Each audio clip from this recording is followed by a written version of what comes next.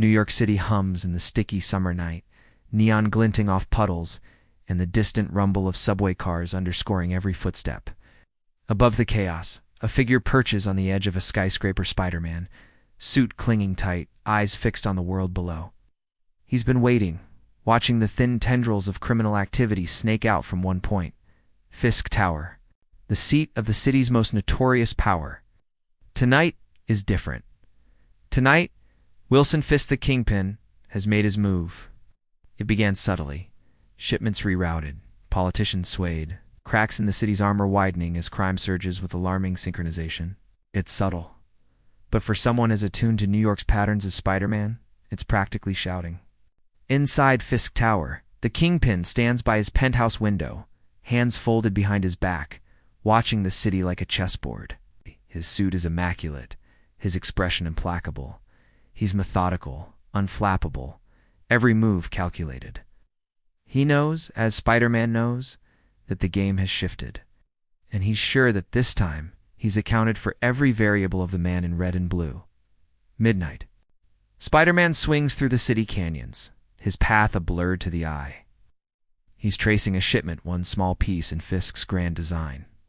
A warehouse on the river. He lands silently, slipping inside, empty, or so it seems. But he's not alone. Security tripwires glisten, almost invisible. Spider-Man hesitates, patent even. Fisk is inviting him in, wanting him to make the first move. Spider-Man weighs his options, charge ahead or wait and watch. He chooses to wait, letting the tension coil. Fisk, meanwhile, sits in his office, surrounded by monitors. Spider-Man's every move is projected across the glass. The Kingpin admires the web-slinger's tenacity, but to him, it's one more element to control. He instructs his mercenaries to fall back. Tonight he wants to handle things personally. The signal comes: a sudden blackout in the warehouse, the whir of emergency generators, and the clanging of reinforced doors locking shut. The warehouse becomes an arena, the city's breath held. Spider-Man pivots. Ready. The Kingpin's heavy footsteps precede his arrival, echoing through the cold cement. He enters, larger than life, a force of nature in tailored white fabric. There's no fanfare, only resolve. Kingpin advances, each movement precise, inexorable. Spider-Man moves with the wind, flipping and twisting, his motions a blend of agility and instinct. Kingpin's power is brute force, but not without cunning. He spent years studying his adversary. Each time Spider-Man closes in, Kingpin anticipates pivoting, driving him back with crushing blows that reverberate through steel beams and concrete. For every punch, Kingpin lands another. Never frantic, only measured. He absorbs Spider-Man's blows like a mountain weathering a storm. Spider-Man, usually on the offensive, must adapt, dodging, redirecting, seeking an opening. But Kingpin has stripped the warehouse of advantages. No high ground, no shadows, just two combatants and the raw city at their back. The fight escalates. Kingpin seizes a steel beam, swinging it like a cane. Spider-Man's webbing arc, snatching it away.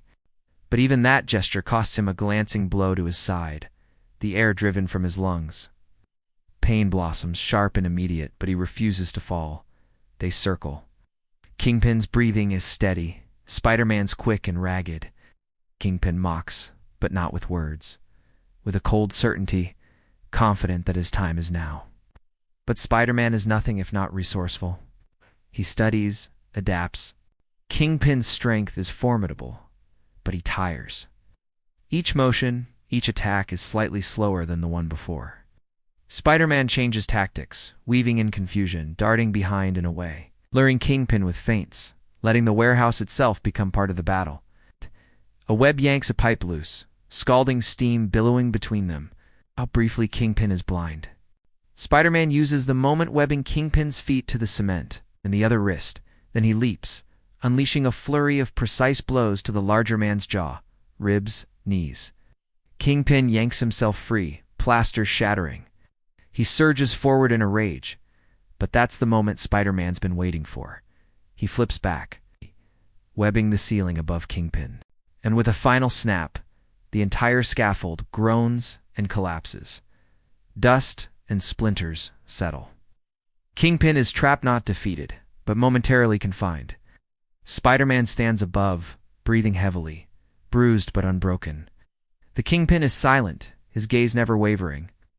This battle, both realize, is only the latest in a long war for the city's soul. Police sirens wail in the distance. As the authorities converge on the ruined warehouse, Spider-Man slips into the night, his silhouette vanishing against the skyline, his thoughts already on the next move.